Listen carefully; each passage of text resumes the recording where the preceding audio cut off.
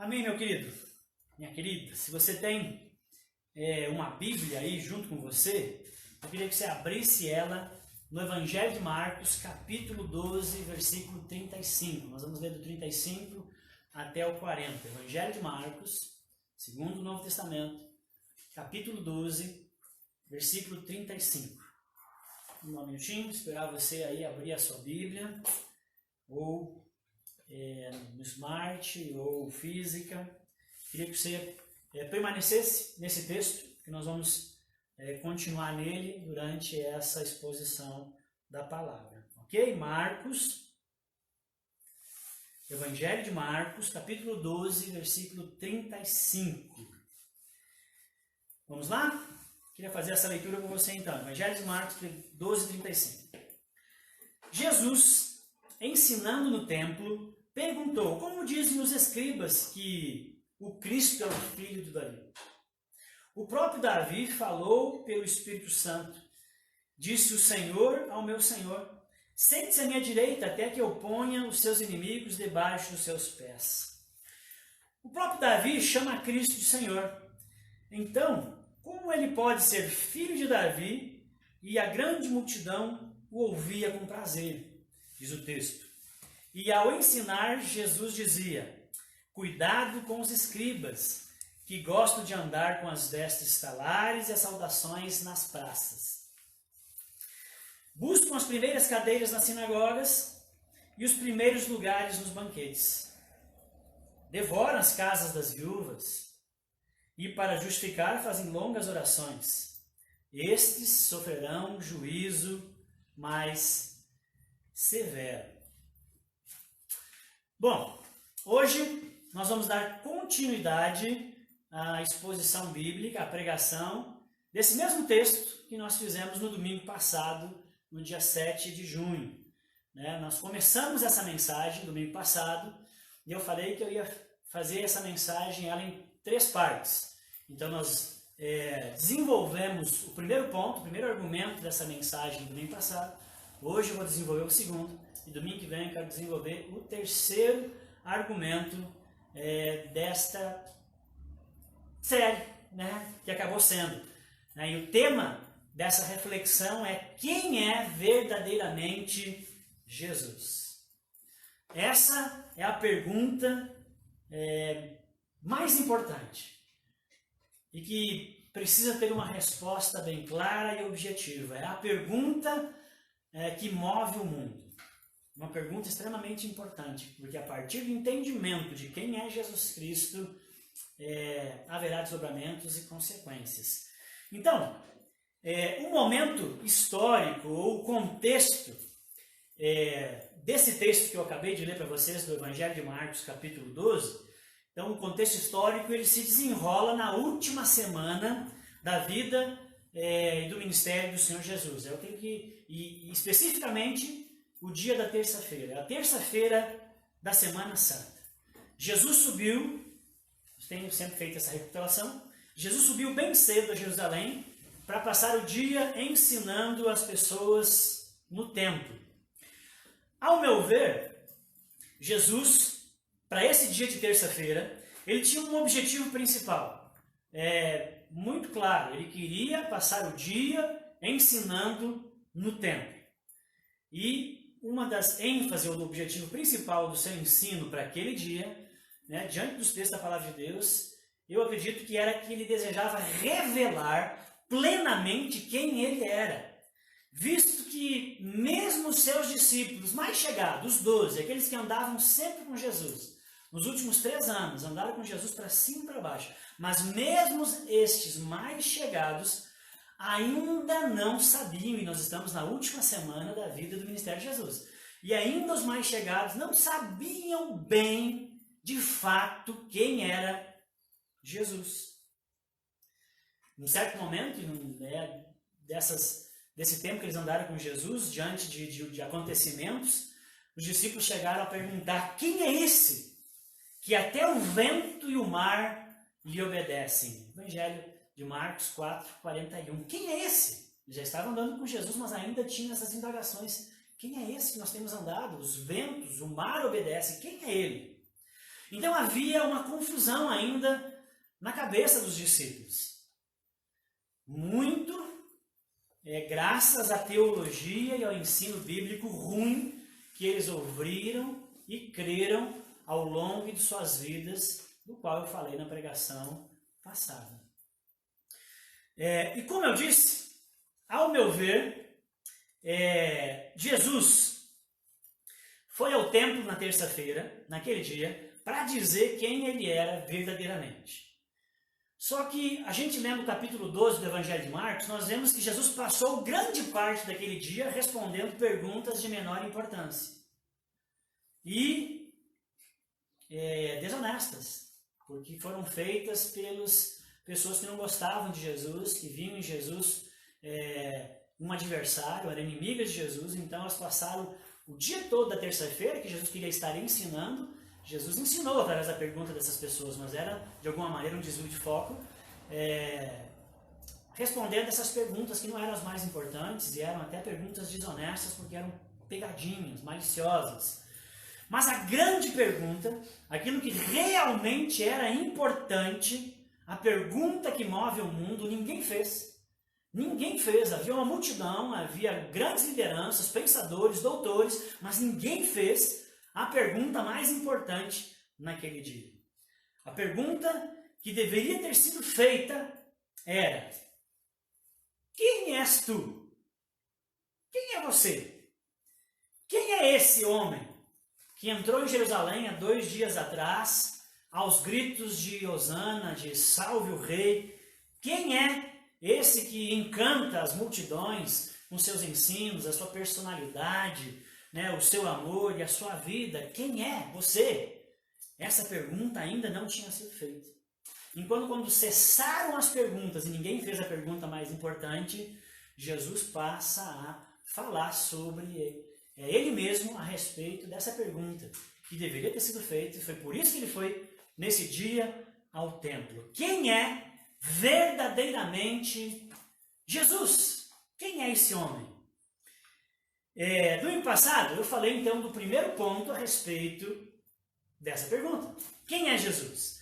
Antes de Jesus responder a essa pergunta, quem é o Cristo, quem é Jesus, ele precisou corrigir ensinos que distorciam a resposta e que levavam para um caminho diferente da verdade. Ele precisou desfazer toda a carga do estrago da teologia ruim dos mestres, dos educadores, dos religiosos, dos escribas daquela época, que com suas pregações e ensinos bíblicos corromperam a fé das pessoas, não entregaram a verdade, entregaram a verdade corrompida. Então Jesus precisou primeiro corrigir e com isso também mostrar o quanto que é nocivo e ruim um ensino bíblico de baixa qualidade, raso, ruim, deturpado, como era o caso do ensino dos escribas. E por isso que ele começa perguntando: o que os escribas têm ensinado? O que os escribas têm ensinado vocês a respeito de quem é o Cristo? O Cristo, caso você não saiba, porque muitas pessoas acham que Cristo é o sobrenome de Jesus. Então é Jesus Cristo, né? Mas não, Cristo não é o sobrenome de Jesus. Meio que ficou assim, assim que as pessoas acham que Cristo é o sobrenome. Mas Cristo significa, a palavra Cristo significa Messias, enviado, é um título de Jesus. Ele é o Cristo. Jesus, o Cristo, ficou Jesus Cristo. Então não é o sobrenome, tá, querido? E Jesus está questionando: o que tem ensinado, o que eles têm ensinado aí para vocês nas pregações, nos domingos, não era no sábado, na verdade, né? Nas escolas bíblicas e nos PGs, a respeito de quem é o Cristo. Bom, essa é a grande pergunta, aquilo que realmente importa e importava. Mas Jesus foi distraído com perguntas secundárias durante aquele dia. E a pergunta que move o mundo ninguém fez. Então agora Jesus vai tratar desta pergunta. E a pergunta que deveria ter sido feita era esta, né? Então, eu falei a respeito desse problema dos escribas semana passada, no primeiro ponto. eu não tenho como rever tudo aqui porque vai alongar e não é o objetivo. Eu preciso entrar no segundo ponto. Mas se você quiser, você pode procurar aí na timeline da página da igreja no Facebook e assistir essa pregação. Vale a pena, é bem interessante para fazer o complemento aqui. Né? Então, esse ensino ruim presente nas pregações do discipulado dos escribas acabou traduzindo e mostrando para toda aquela nação que Jesus era apenas um grande líder. Que Jesus ele era descendente de Davi, e como Davi, que foi um grande rei, o Messias, o Cristo que viria um dia no futuro, seria também um ser humano magnífico, um ser humano muito bom, mas um grande líder, um soberano que libertaria os judeus, a nação, da tirania dos impérios que a dominavam já há muitos séculos. Então esse seria o Cristo no ensino que os escribas estavam passando para o povo. Um descendente de Davi, um herói nacional. Com isso, eles estavam centralizando o ensino bíblico nas capacidades de um homem. A esperança deles estava sobre um homem. Estava sobre as forças que um homem teria de atitude, de carisma, de expertise e de sabedoria para dar a volta naquela situação caótica que a nação estava. Então era um ensino demasiadamente antropocêntrico. A esperança estava naquilo que o homem poderia fazer para trazer salvação e libertação. Nesse caso, a esperança deles é que o Cristo seria um grande líder. E esse ensino, como eu falei na semana passada, falei que não ia pregar, né? Já estou pregando quase todo o ponto da semana passada de novo. Mas esse ensino, infelizmente, está cheio nos púlpitos hoje em dia. Está cheio nas lives na internet, nas escolas bíblicas e em muitos tipos de livros. Que é uma ênfase exagerada no homem e pouco se fala a respeito de fato de Cristo, do Evangelho, daquilo que Ele fez por nós na cruz, do Deus Todo-Poderoso e Amoroso. Isso as pessoas não percebiam. A ênfase foi tão grande de que o Cristo seria um grande líder, que o Cristo estava ali. E eles não perceberam quem Ele era até esse momento, a última semana de vida que Ele esteve ali. Então, esse tipo de teologia é uma teologia ruim.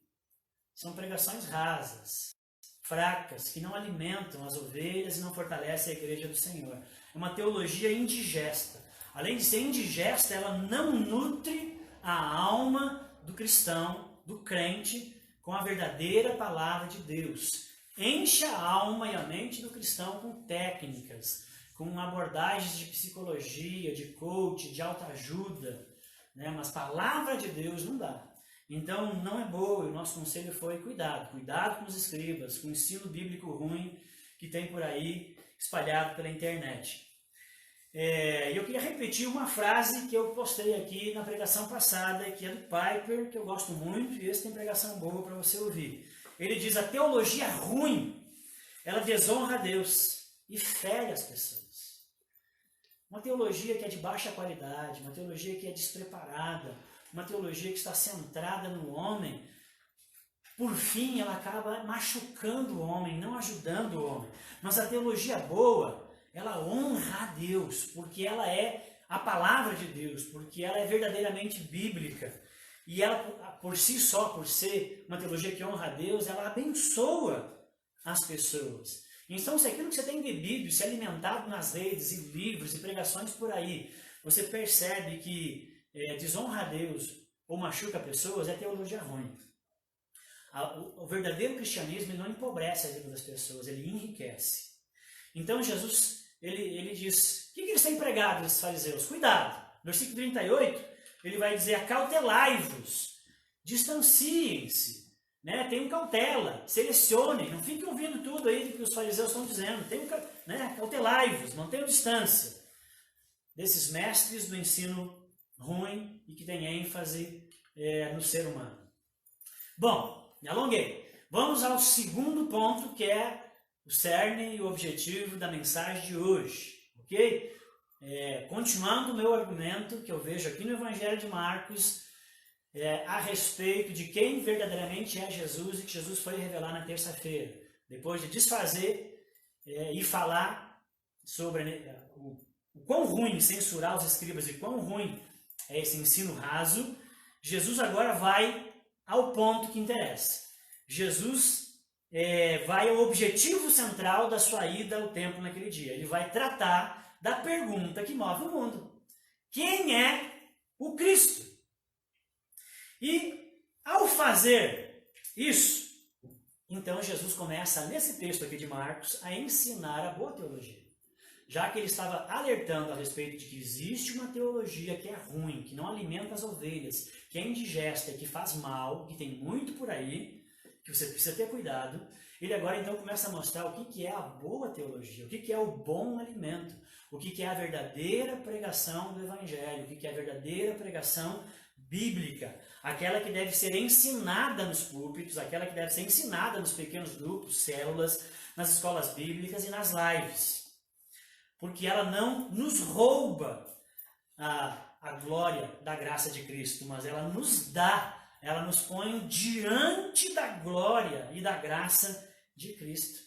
A teologia boa fortalece as doutrinas da graça, enquanto que a teologia ruim, o ensino ruim, a pregação ruim, é antropocêntrica. A teologia boa, ela é teocêntrica, ela é cristocêntrica, ela é centrada em Cristo. E é firmada, alicerçada no nosso Senhor, na sua obra perfeita realizada na cruz do Evangelho. A boa teologia, ela exalta a Cristo. A boa teologia, ela confia plenamente em Cristo. Ela aponta para Cristo. Ela se ancora em Deus e não no homem. A palavra de Deus é muito rica. Ela pode nos ensinar sobre o que for. Você pode fazer muitos tipos de pregações diferentes a partir da palavra de Deus. Desde de economia, da política, do lazer, do casamento, criação de filhos, mas independente de qual for a mensagem e o ensino e a área que a palavra de Deus tocar, ela precisa apontar para Cristo. Ela precisa apontar para a cruz e mostrar que a cruz, o Evangelho, aquilo que Deus fez por nós, é a solução para endireitar aquilo que foi distorcido pelo pecado. A pregação é boa, ela é cristocêntrica, ela precisa apontar para Jesus e não se ancorar no homem. Então, vamos olhar para aquilo que Jesus disse e que ele está defendendo, aonde que ele mostra que a teologia boa é isso que eu estou falando para você. Então, no versículo 36 e 37. Semana passada a gente ficou mais no 35. Então, hoje nós vamos nos deter mais no 36 e no 37. Jesus pergunta o que os fariseus andam ensinando. E com isso ele vai mostrar que os fariseus estavam ensinando coisa errada e distorcendo. Então ele vai mostrar a verdade. Quando Jesus cita o versículo 36 e 37, Jesus está citando um texto de Salmo. É o Salmo 110, versículo 1. É isso que Jesus está citando para mostrar que o ensino dos fariseus a respeito do Cristo estava errado. E agora ele vai corrigir e mostrar quem realmente é o Cristo. Então o versículo 36 e 37 diz: o próprio Davi falou pelo Espírito Santo. Disse o Senhor. A palavra aqui Senhor no original é Javé. Disse Javé ao meu Senhor. A palavra no original agora aqui para esse segundo Senhor é Adonai. Disse Javé a Adonai: sente-se à minha direita, até que eu ponha os seus inimigos debaixo dos seus pés. O próprio Davi chama o Cristo de Senhor. Então, como ele pode ser filho de Davi? Simplesmente um grande líder, como os escribas têm falado.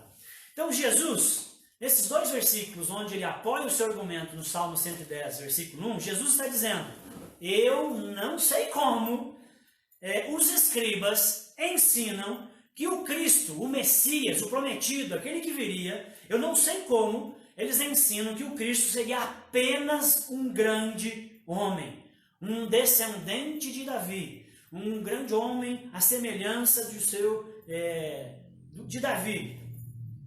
Porque nitidamente as Escrituras, baseado em Salmo 110, tem muito mais outros textos, mas Jesus escolheu esse, Porque nitidamente as Escrituras ensinam que o Cristo não seria apenas um grande líder, porque essa era a expectativa de todo judeu, que seria um grande líder, um libertador, um general, que ia promover uma guerra e ia libertar, expulsar os romanos, e o povo judeu então seria livre. Mas ele diz, eu não sei como, da onde que os escribas tiraram isso e ensinaram o meu povo um ensino tão ruim, de baixa qualidade, que distorceu a visão que eles têm de Deus e do Cristo. Porque a Escritura é muito clara a respeito de quem é o Cristo. Então aqui, em Marcos 12, 36 e 37, Jesus responde: quem verdadeiramente é o Cristo, não é aquilo que os escribas têm ensinado. E quando Jesus vai responder isso, Marcos é o escritor desse evangelho. Marcos começa o seu livro, se você voltar lá em Marcos, capítulo 1, versículo 1, Marcos ele lança uma tese. Todo o resto do evangelho ele vai defender a sua tese. No versículo 1, Marcos diz: o princípio do evangelho de Jesus Cristo, o Filho de Deus. Marcos escreve um livro onde o primeiro parágrafo desse livro ele diz: Jesus, esse homem que andou entre nós, que morreu na cruz, por nós, que ressuscitou o terceiro dia e foi elevado aos céus, esse homem Jesus, ele é o Cristo. E não é só isso, ele também é o Filho de Deus que veio até nós. Marcos começa assim, e o restante do livro ele vai provar que isso é verdade. Então Jesus está aqui endossando, com esses textos, essa verdade da tese de todo o livro de Marcos. Ou, na verdade, ele, no versículo 36, podemos voltar ao texto ali, você pode ver na projeção. Então, no versículo 36, ele diz, o próprio Davi falou pelo Espírito Santo. Então, Jesus reconhece que as palavras de Davi são palavras inspiradas, são palavras divinas. E ele diz, disse o Senhor, Javé ao meu Senhor, Adonai. Então, Deus chama Cristo de Adonai. Javé é o Deus Criador, é o Deus Todo-Poderoso. E Davi que está dizendo que Javé, o Deus Todo-Poderoso, ou Yahvé, ele chama Adonai, que é o Cristo, de Senhor. O título Adonai é um título divino. Só Deus pode ser chamado assim. Adonai é um título divino. Os escribas diziam que o Cristo seria um homem, um grande homem, um homem fé, bacana, mas um grande homem. Mas Jesus está dizendo que o Cristo, segundo as Escrituras, seria chamado de Adonai. E Adonai é um título divino. Por quê? Porque Cristo não é só um grande homem, ele é Deus. O versículo 36 ainda diz que o Cristo, o Adonai, sentaria à direita de Deus, à direita de Javé. O texto é muito claro, porque Jesus diz, eu não entendo como os escribas chegaram à conclusão de que o Cristo seria apenas um grande líder. Porque o texto está dizendo que o Cristo vai se assentar ao lado de Javé. Ele não se assenta num trono terreno, ele se assenta num trono celestial. Por quê? Porque Cristo é Deus. E no versículo 37, Jesus está dizendo que o próprio Davi, que escreveu esse salmo, ele diz, o Senhor falou ao meu Senhor. Javé, o Deus Todo-Poderoso, falou ao meu Senhor. O meu Senhor é o Cristo, é aquele que eu tenho a esperança messiânica. Então Davi está dizendo que o próprio Davi chama Cristo, Jesus aqui está dizendo que o próprio Davi chama Cristo de Senhor. Javé, o meu Senhor. Então, Davi não é superior a Cristo. Porque um superior, ou um pai, eles acreditavam que Davi seria da descendência, que Jesus, o Cristo, que Cristo seria da descendência de Davi. Nesse sentido está certo. Jesus vem da genealogia de Davi, está correto. Eles achavam que era só isso. E que então, porque Jesus era da genealogia de Davi, então Jesus era como se fosse um filho de Davi. E Jesus está dizendo aqui que Davi chama o Cristo de Senhor. Então Davi está mostrando que o Cristo é superior a ele. que Davi não é o pai de Cristo, para que Cristo fosse seu filho, mas Davi é servo do Cristo. Davi chama Cristo Senhor, porque ele não é superior, é servo. O Cristo não é um descendente, um grande líder, porque ele é apenas um grande líder, porque ele é Deus. Era isso que Jesus foi fazer. Esse é o ponto alto do ensino de Jesus naquele dia no templo. Ele foi lá para falar abertamente de que o Cristo que toda a nação esperava e que todas as nações, hoje nós sabemos, ansiavam para vir libertar e salvar o mundo, que o Cristo era Deus. E que isso não estava claro, isso foi corrompido por causa do ensino ruim dos escribas. E é isso que a pregação ruim faz, ela distorce as escrituras, nos entrega menos que as escrituras são, nos apresenta um Deus menor do que a escritura é. Então Cristo é Deus, era isso que Jesus queria ensinar naquele dia no templo. Desde Marcos, capítulo 8, se eu não estou enganado, versículo 29, é isso mesmo, 8, 29, quando Jesus está com os 12, com os seus discípulos, e eles estão lá na Galileia, estão indo na direção de Cesareia de Filipe, que é uma cidade bem ao norte em Israel, e quando Jesus, andando com eles na estrada, indo para a cidade, Jesus pergunta: o que as pessoas estão dizendo que eu sou? Porque Jesus já era muito famoso, fazia milagres, o ensino dele era maravilhoso, as multidões vinham onde ele estava, e agora ele estava num templo a sós com os discípulos. E eles perguntam para os discípulos: quem que as multidões estão dizendo que eu sou? E aí os discípulos começaram a dizer: olha, alguns ouvi dizer que dizem que tu é um grande profeta, outros dizem que você é o Elias que voltou, dizem que você é isso e que você é aquilo. E aí Jesus pergunta: e vocês que estão comigo e são próximos de mim e andam comigo o tempo todo, quem vocês dizem que eu sou? E aí então Pedro se levanta e diz: tu és o Cristo. Tu és o Cristo, o Filho do Deus vivo.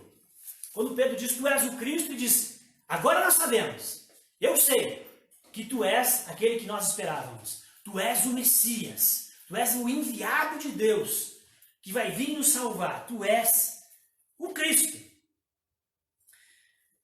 Mas os discípulos, então, a partir desse momento, não tinham mais dúvidas a respeito de quem Jesus era. Jesus era o Cristo. Mas eles ainda tinham dúvidas de como que o Cristo seria. Jesus é o Cristo, mas e o que o Cristo é? Eles tinham dúvidas e ensino distorcido nessa área. Então eles não sabiam ainda direito.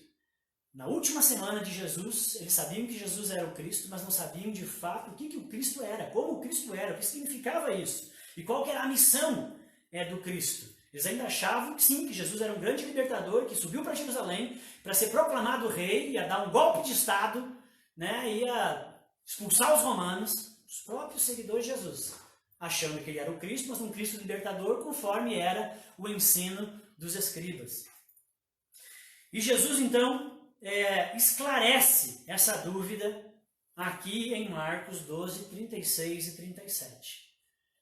Ele diz que o Cristo, que é descendente de Davi, não é só esse grande líder como é ensinado, mas ele é Deus. A boa teologia, a boa pregação do Evangelho, o bom ensino bíblico, ele é centrado em Cristo, meus queridos.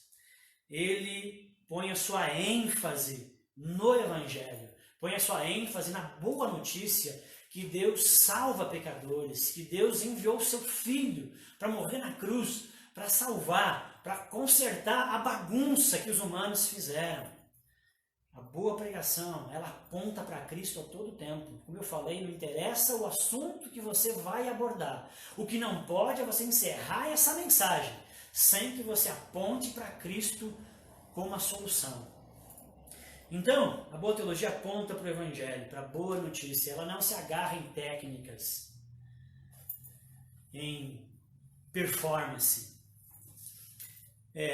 Bom, então agora Jesus, nessa terça-feira da sua vida, terça-feira da Semana Santa, as cartas estão na mesa.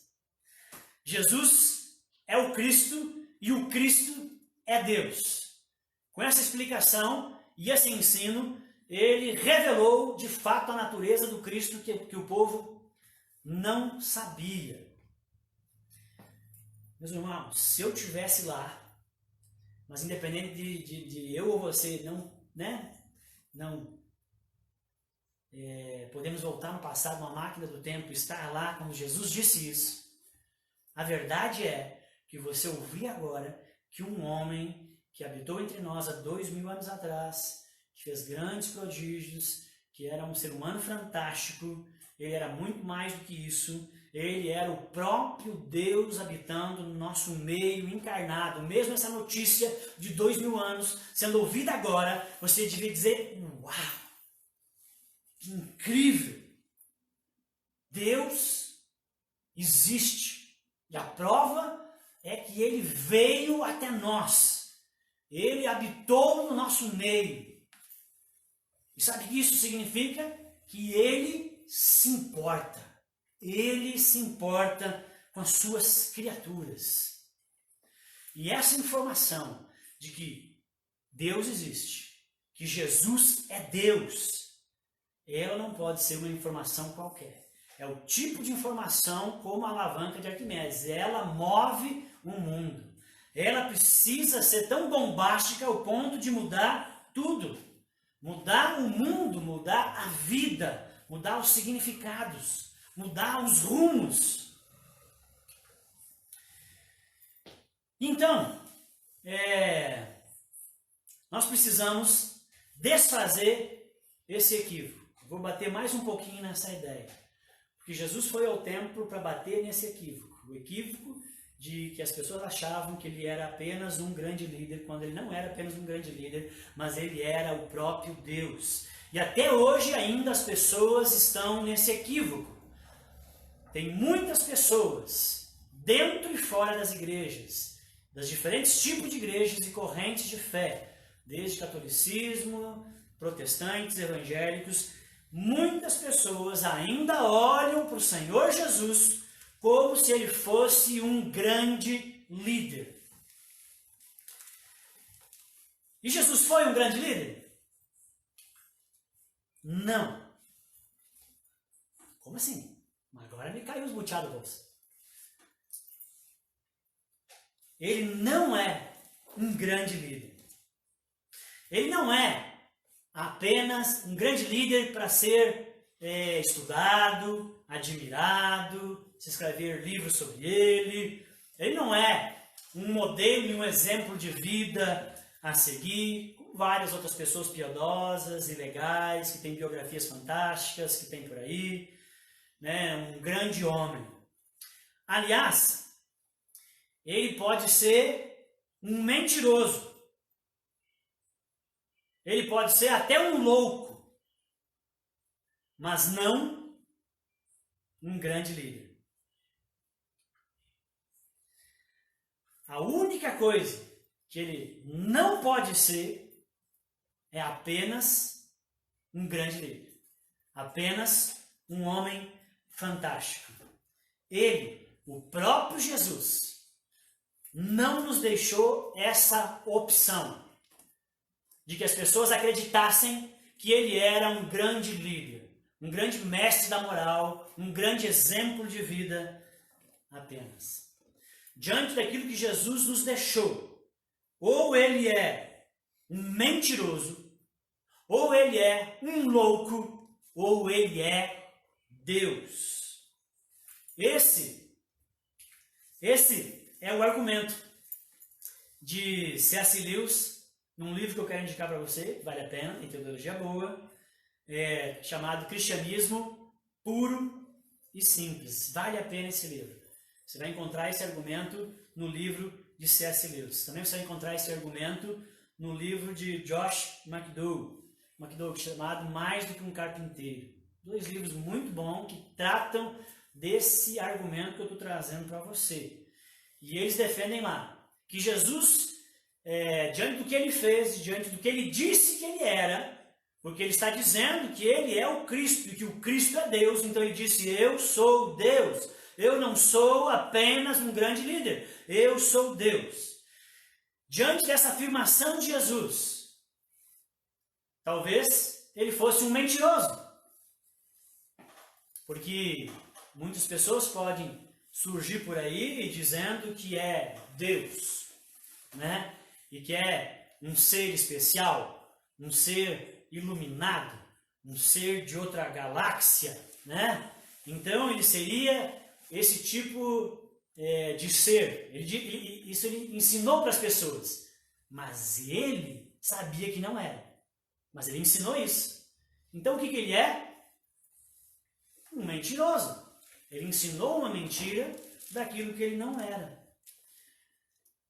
Mas impossível acreditarmos que esse homem que ensinou verdades, princípios e uma vida tão linda e bela fosse um mentiroso. E morresse por essas mentiras e pessoas morressem por causa dessas mentiras, essa mentira perdurasse até onde nós estamos. É um argumento muito difícil de acreditar. Então, Jesus não seria um mentiroso, mas talvez ele pudesse ser um louco. Ele dizia que era Deus, e para ele não estava mentindo, ele realmente acreditava que ele era Deus, mesmo não sendo Deus. Então isso é loucura, é uma esquizofrenia. Então isso é uma hipótese que pode ser verdade, que pode ser aceita. Então Jesus, quando dizia que era Deus, na verdade não era Deus, ele era só um louco, que dizia ser Deus. Mas também não é verdade que pessoas que demonstram esse tipo de esquizofrenia, esse tipo de loucura, tem alteração de comportamento, violência, isso seria visto na biografia, na vida de Jesus, e nada disso foi transparecido, pelo contrário, suas palavras eram serenas, sábias, inteligentes, profundas, que não condizem com um louco. Então, se Jesus, dizendo que era Deus, não podia ser um mentiroso e também não podia ser um louco, a única alternativa que nos resta é que ele de fato era aquilo que ele dizia ser que era: Deus. E por que ele não é um grande líder? Somente um grande líder, porque tem pessoas que acham que ele é um grande líder e ele não é Deus. Ele foi um grande líder. Porque ele dizendo que era Deus, ele não poderia ser um grande líder. Porque ele seria um mentiroso. Ele seria um pica-fumo, um picareta, enganando as pessoas e se aproveitando da boa-fé das pessoas. Então ele não poderia ser considerado um grande líder. E se você considera Jesus um grande líder, ele disse que ele era Deus. Eu quero dizer que ele não nos autoriza a fazer isso. Porque um grande líder não pode ser um aproveitador, um pica-fumo, um sem-vergonha que engana as pessoas. Então Jesus não era um mentiroso, não era um louco. O que nos resta é crer que de fato ele era quem ele dizia que ele era. Deus, de fato. E o que Deus veio fazer entre os homens? Por que dessa intromissão entre os homens? Pense comigo, pense cronologicamente. É a terça-feira. Jesus sabe para aquilo que ele veio. Ele veio para salvar os perdidos. Ele veio para resgatar a humanidade, socorrer o homem perdido nos seus pecados. Então é terça-feira e ele sabe para que ele veio. Ele sabe que na sexta-feira o que aguarda ele é dor, sofrimento, vergonha, solidão, morte. Ele é o Cordeiro de Deus que tira o pecado do mundo, João 1:29. Cristo ser Deus aponta para a missão dele entre os homens. O que ele veio fazer? Por que dessa intromissão de Deus na história dos homens? É porque ele veio salvar a humanidade. E ele agora na terça-feira precisa revelar a natureza de quem é o Cristo de fato, para que as pessoas entendam a sua missão, que vai se completar na sexta e no domingo com a sua ressurreição.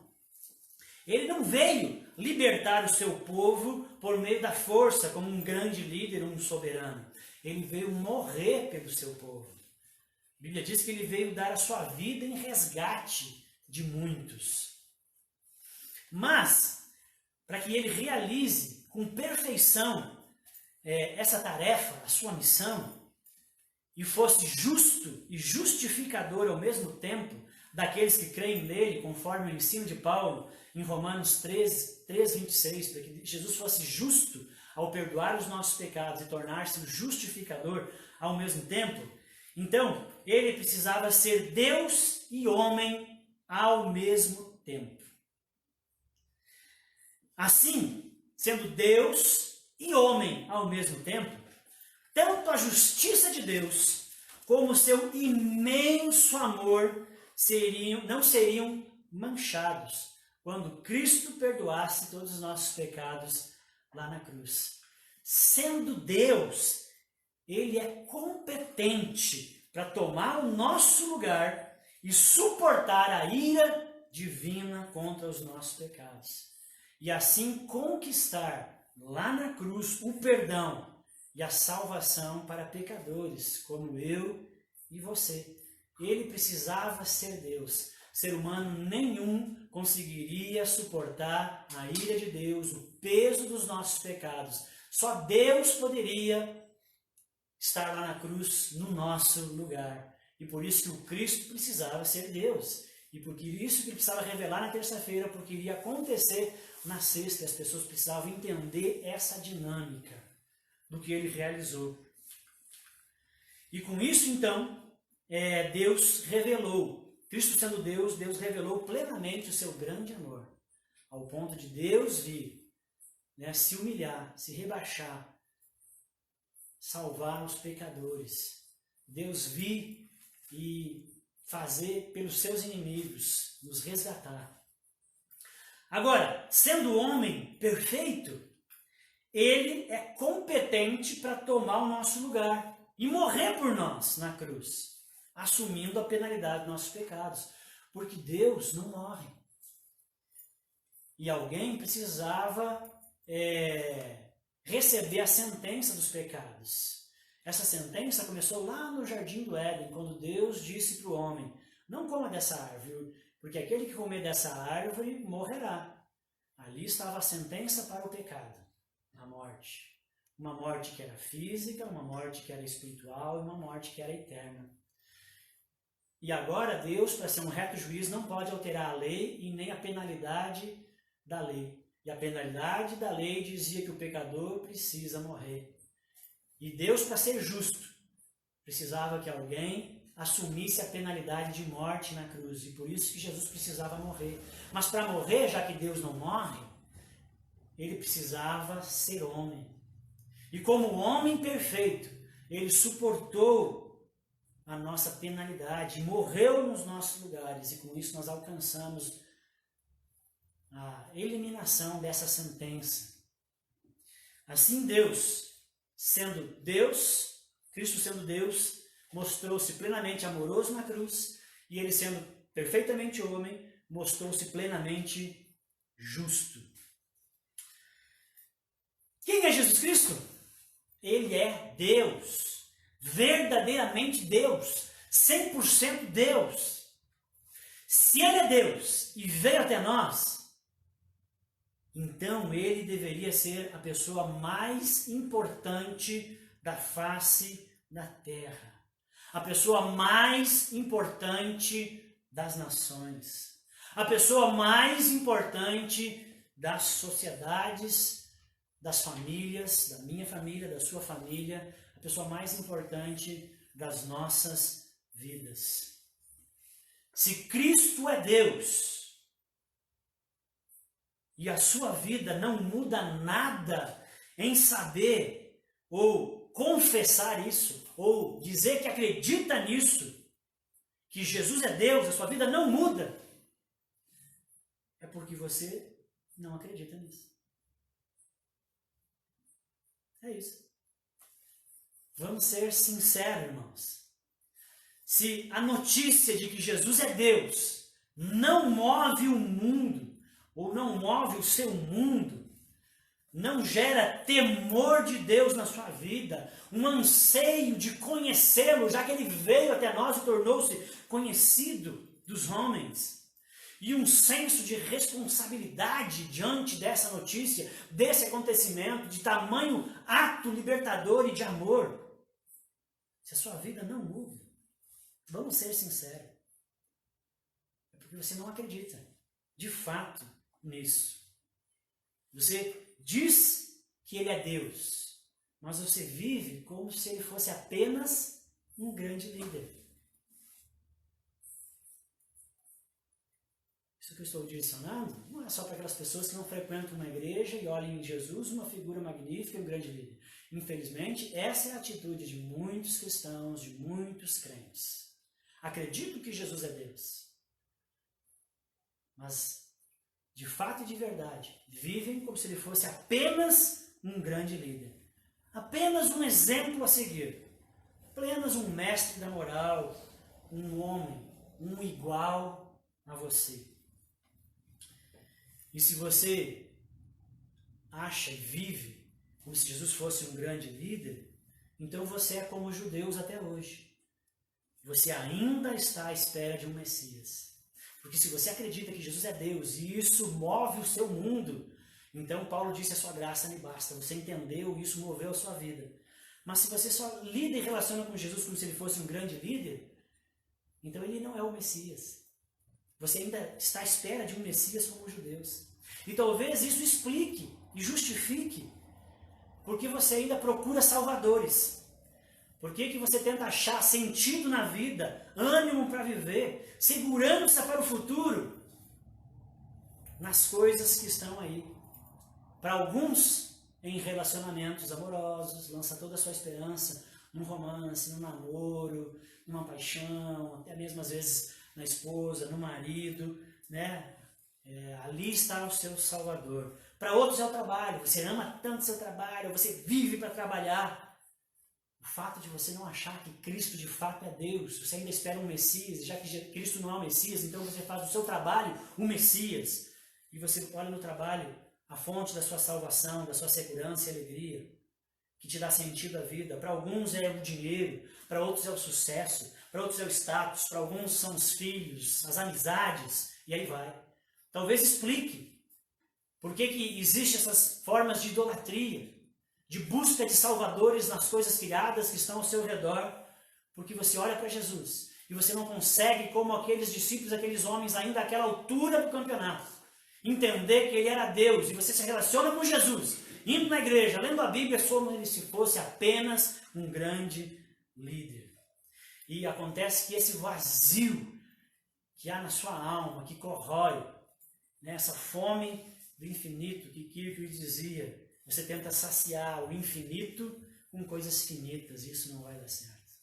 Não vai dar certo. O que você vai fazer é sufocar pessoas, frustrar pessoas e estragar as boas dádivas que Deus te deu.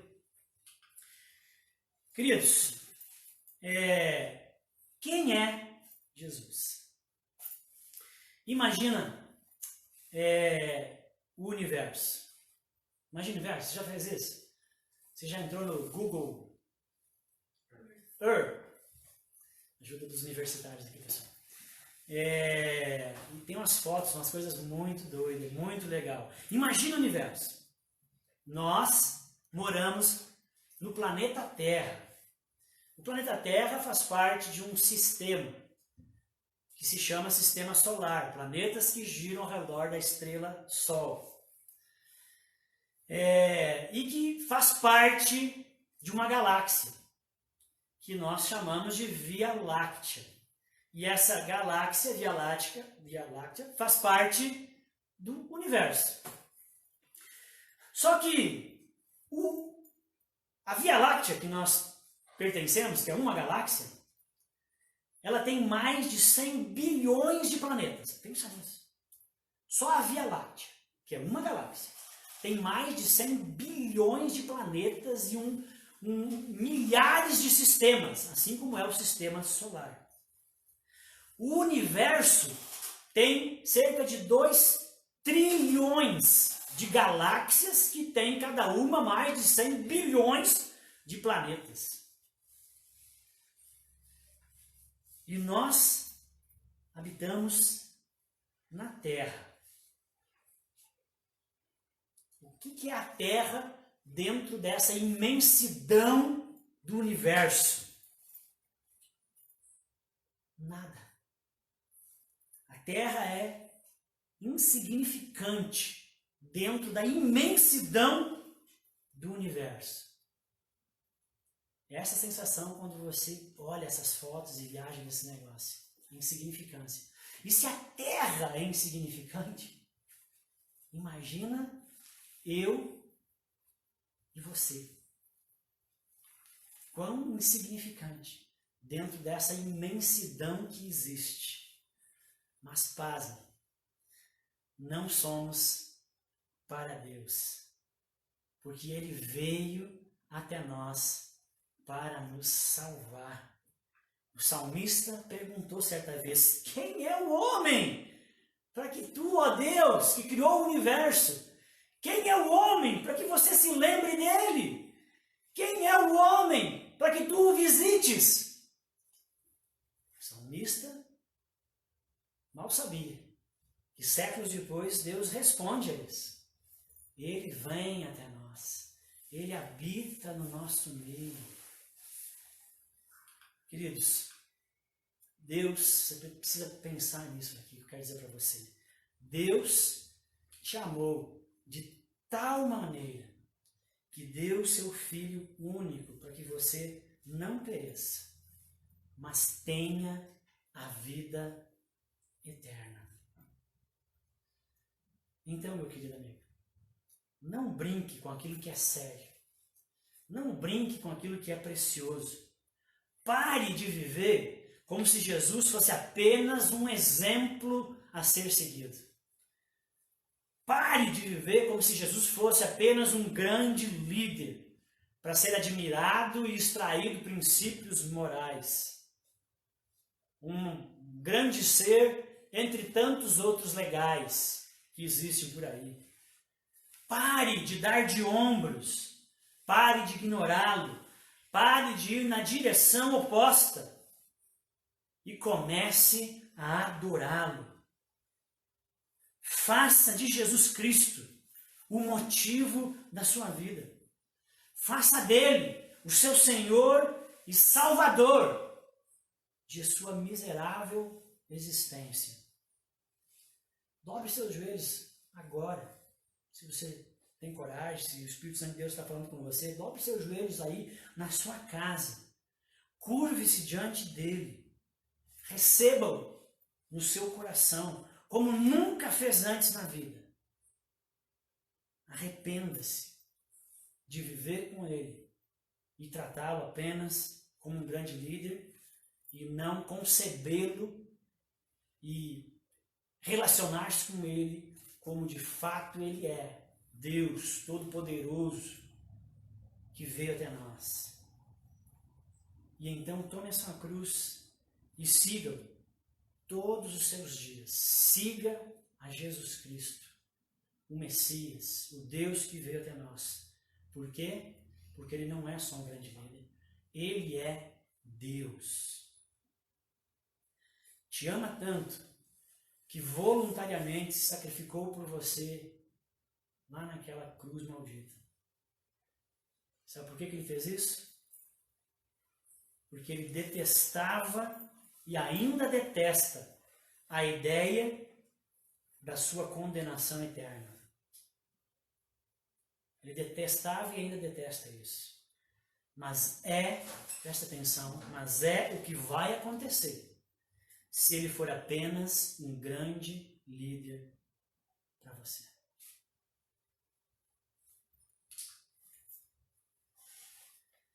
Queria que você pensasse sobre isso, que você ouviu hoje aqui. A pregação é forte, porque a mensagem de Jesus na terça-feira era forte. Era revolucionária, porque ela partia de um ensino ruim e agora estabelecia um ensino verdadeiro e as pessoas precisavam reagir a esse ensino. Você também precisa reagir a esse ensino, a isso que você ouviu aqui. E eu queria desafiar você a respeito de algumas aplicações a respeito disso que você ouviu, só para expandir sua mente. E a partir dessas aplicações, você que ouviu isso aqui, se você não aplicar, não é nada. eu perdi meu tempo. 2 dias elaborando, orando, pensando sobre isso aqui, fazendo essa apresentação, eu perdi meu tempo. Se no final das contas você não vai aplicar, é porque então você não entendeu nada. E Jesus continua sendo só um grande líder. Então eu quero agora trazer algumas aplicações para você. E a partir delas você pode levar para as outras áreas. Se Jesus Cristo é Deus, então peça perdão pelo seu ateísmo prático. Você se declara um cristão, um teísta, que crê que Deus existe. Mas se olhar para a sua vida, as 24 horas, a maneira como você vive a vida, você vive como se Jesus não existisse. E isso é um ateísmo prático. Então peça perdão pelo seu ateísmo prático. É a primeira coisa que você precisa fazer. Se arrepender disso. Segundo, se Jesus Cristo é Deus, então não comece seu dia e nem termine o seu dia sem dobrar os seus joelhos e orar em gratidão pela vida, pela saúde, pela família, pelas boas dádivas. Porque Ele é Deus. Ele se importa. Nesse universo inteiro, quando você ora, Ele diz, para. Ele quer ouvir. Ele inclina os seus ouvidos. Ele se importa. Então, se Cristo é Deus, não comece seu dia e nem termine seu dia sem orar, porque Ele é Deus. Se Cristo é Deus, seu relacionamento ou compromisso com Ele não pode ser meia boca. Com Cristo, ou é tudo, ou é nada, meu amigo. Ou você reage a essa notícia de que Ele é Deus, e Ele entrou na história e mudou o mundo, e precisa mudar o seu mundo e os seus rumos a partir disso, ou não adianta nada. Essa vidinha de cristão meia boca não dá. É a vidinha de quem acha que Cristo é apenas um grande líder. 4. Se Jesus Cristo é Deus, então viva com integridade e retidão para trazer a máxima glória ao nome dEle. Ele é Deus. Você pertence a Ele, você é súdito dEle. Então viva de tal maneira que as pessoas sejam, que Jesus seja exaltado na sua vida. Então viva com integridade, com retidão. Sobre integridade e retidão, deixa eu falar uma coisa que eu acho que é bem pontual para esse momento. Estou abrindo aqui só um além. Você pode fazer outros desdobramentos. Nós estamos num tempo de pandemia, um tempo de crise econômica, muitas pessoas perdendo suas provisões, perdendo emprego, tendo seus recursos achatados, mas os boletos não continuam vindo. E aí você começa a não ter o dinheiro para pagar as suas contas. Uma situação muito chata, desagradável para o cristão que quer honrar os seus compromissos. Né? Mas não há pecado você não ter o dinheiro e diante dessa situação você se vê apertado e aí você vai ter que talvez escolher que prestação pagar. Eu sei que é assim que está acontecendo com muitas pessoas. Mas se Cristo é Deus, você sabe disso, e Ele veio até nós, você se importa com isso, você quer honrar, não dá de ombro para as pessoas que você deve. Mesmo que você não tenha dinheiro e elas saibam disso. Seja responsável, procure as pessoas e diga, eu não tenho para te pagar. Eu perdi o emprego, meus recursos diminuíram. Eu estou te dizendo, eu estou só te procurando para você segurar um pouco. Assim que der, eu vou pagar. Você renegocia a sua dívida. Você conversa com os credores, porque você tem um nome a zelar, que é o nome de Cristo que você carrega. Esse é um desdobramento. Você precisa pensar a respeito de integridade e retidão em tempos de pandemia. 5, se Jesus Cristo é Deus, então seja um fiel estudante da Bíblia. Por quê? Para saber e obedecer, para descobrir mais sobre Ele, a sua vontade e obedecer. Obedeça, meu querido. Não inventa pretextos justificativos. Se Cristo é Deus, Ele é o Todo-Poderoso, não tem comando mais importante. Obedeça. Mas para obedecer, você precisa conhecer a sua vontade e os seus ensinos. Seja um fiel estudante da Bíblia. Comece a ler o Novo Testamento. Começa em Mateus e segue o resto do Novo Testamento, ou vai em João primeiro e segue as leituras. Estude a Bíblia. Sexto e último, se Cristo é Deus, então fale dele e do seu reino de amor por meio de sua vida, em ações e palavras, para que os seus amigos e familiares também saibam que ele não é só um grande líder, mas ele é Deus. Ele não está morto na cruz, ele ressuscitou, está sentado à destra de Deus, intercede por nós e se interessa pelas nossas vidas.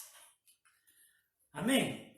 Só algumas aplicações para você, e agora eu queria terminar essa mensagem ainda orando com você, meu irmão. Vamos orar? Queria que você fechasse seus olhos diante daquilo que você ouviu, da boa teologia que nos aponta a Cristo como Deus e a reação que precisamos ter diante dessa grandiosa verdade. Vamos orar? Senhor nosso Deus, te agradecemos, Senhor, por esse domingo de junho.